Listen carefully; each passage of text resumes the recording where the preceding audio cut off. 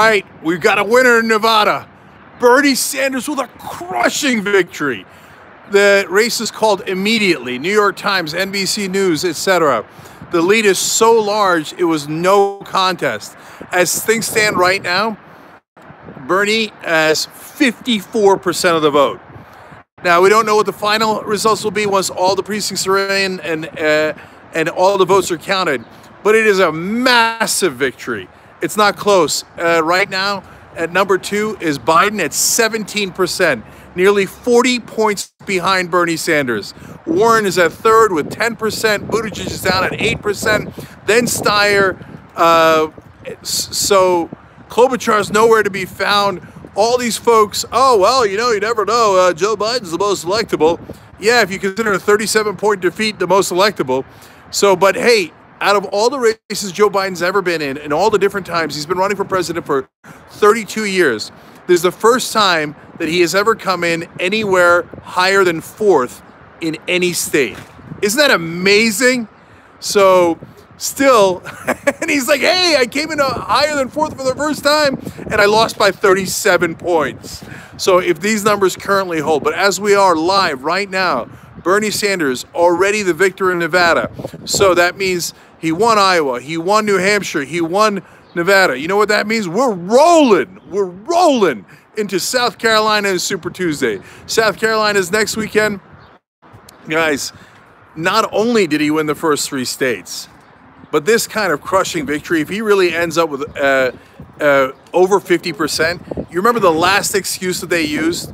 They're like, well, now, he might have won in New Hampshire, but if you combined Buttigieg and Klobuchar and Biden, then he wouldn't. Then the combined they would beat him, right?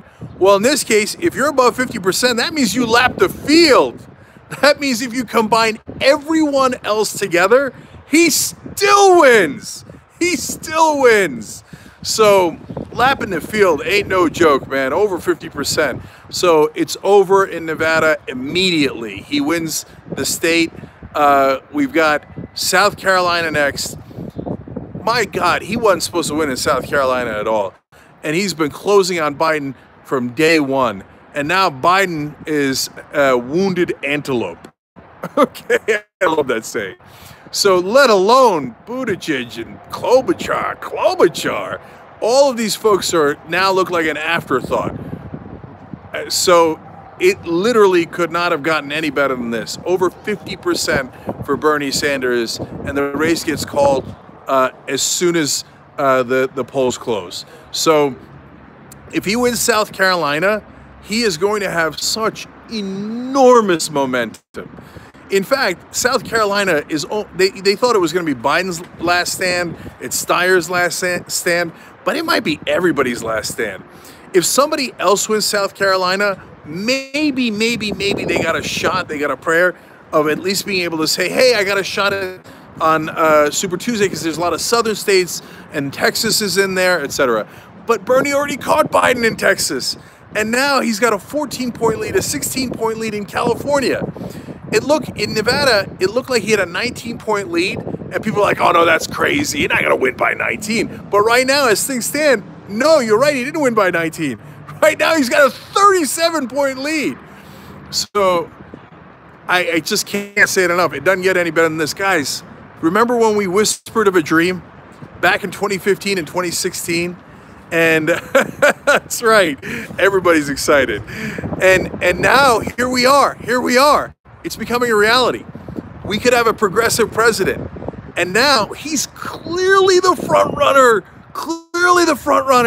That means we're, at least at this point, likely to have a progressive president.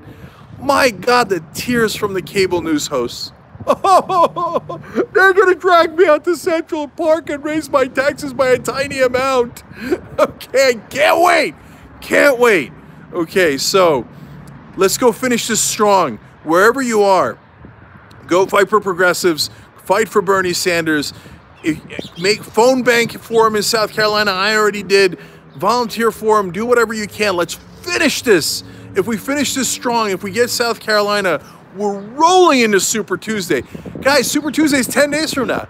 This thing could be over in 10 days. This huge victory in Nevada is a big difference maker. Now we are the presumptive nominee. And I know what they said before. Hey, unity, when you get a presumptive nominee, everybody's got to bow out. Don't go all the way to the convention. Make sure you rally behind the presumptive nominee. I remember all that from 4 years ago. You all remember that from 4 years ago. So he wins South Carolina. There is no ands, ifs, or buts. He is the presumptive nominee. After this win, the panic in Washington and New York is going to be through the roof.